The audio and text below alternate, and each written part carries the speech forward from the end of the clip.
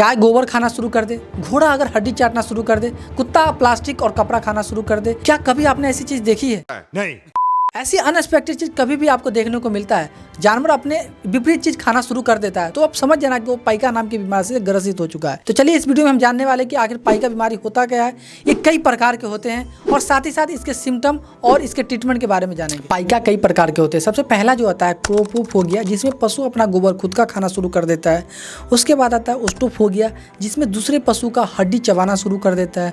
इसके बाद आता है जियोफोबिया, जिसमें जानवर मिट्टी खाना शुरू कर देता है। इसके बाद आता है एंटोफोबिया, जिसमें मादा अपने नवजात शिशु को खाना शुरू कर देता है। ये सबसे वियर्ड चीज़ है मतलब।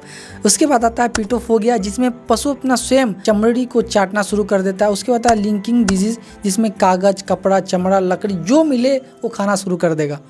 इसके बाद आता है आयरन मॉन्करिंग, जिसमें लोहे के धातु को अगर कोई चीज़ है लोहा का उसे खाना शुरू कर देता है। उसके बाद आता है स्टेबल वाइस, जिसमें घोड़ा जहाँ पर अगर घोड़ा बांधा हुआ है उस जगह पे जो भी दीवार होगा उसे चाटना शुरू कर देगा। तो ये कुछ प्रकार होते हैं जिससे आपको पता चल जाता है ये जो है पाइका के लक्षण है। अब समझते हैं कि पाइका के होने के पीछे कारण क्या है। तो बहुत बार देखा जाता है जिस भी गाय के अंदर कैल्शियम, फास्फोरस, मिनरल्स, विटामिन की कमी हो जाती है तो सबसे पहले उसे पाइका हो जाता है। ये जो पाइका बीमारी है इसके होने के एक और बहुत बड़ा कारण ये भी है कि गाय के अंदर गैस्ट्रिक मतलब गैस बनना शुरू हो जाता है, या फिर मस्कुरों में कई बार उसे बीमारी फैल जाता है, उसके वजह से भी हो जाता है। उसके बाद कई बार ये भी चीज़ देखा जाता है कि उसके पेट में पैरासाइट मतलब कीड़ा बहुत ज़्यादा हो जाता है, उसके वजह से भी हो जाता है।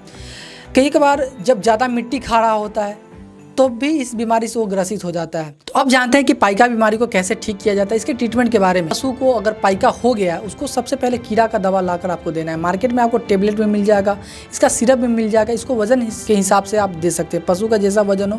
अगर बड़ा जानवर है तो आप 90 ml दे सकते हैं। उससे छोटा जानवर है 2 साल का है अगर तो आप उसे 60 ml का दे सकते हैं। उससे भी छोटा है साल भर का है तो आप उसे 30 ml का दे सकते हैं। उसके बाद विटामिन बी कम्प्लेक्स का इंजेक्शन आता है, आप उसे भी देना शुरू कर दीजिए।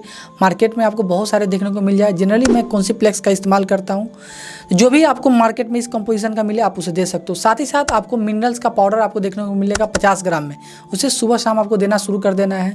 उसके बाद काला नमक का एक पत्थर आपको लाना है, जो खाने के बाद उसे नादी में रख देना है ताकि वो चाटता रहे, जिसकी वजह से उसका डाइजेशन जो अच्छे से हो पाए। उसके बाद साफ़ सफाई का भी थोड़ा बहुत ख्याल रखना है आपको लोगों को, क्योंकि ये बहुत ही इंपॉर्टेंट चीज़ है जिसकी वजह से पाइका पूरी तरीके से ठीक हो जाता है। ये कोई कॉम्प्लिकेटेड चीज़ नहीं है और इसमें ना ही कोई घबराने वाली बात है। तो चलिए इस वीडियो को हम लोग यहीं पे ख़त्म करते हैं। मिलते हैं नेक्स्ट वीडियो, तब तक के लिए goodbye, have a good day, bye bye.